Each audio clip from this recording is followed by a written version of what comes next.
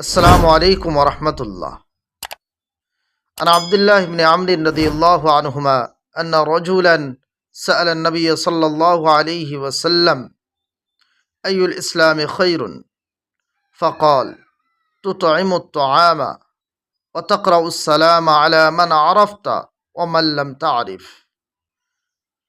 আবদুল্লাহ ইবনে আমর রাদিয়াল্লাহু তাআলা আনহুমা থেকে বর্ণিত যে রাসূলুল্লাহ সাল্লাল্লাহু আলাইহি ওয়াসাল্লামকে একজন মানুষ জিজ্ঞাসা করলেন যে ইসলামের মধ্যে সবথেকে কোন আমলটি উত্তম।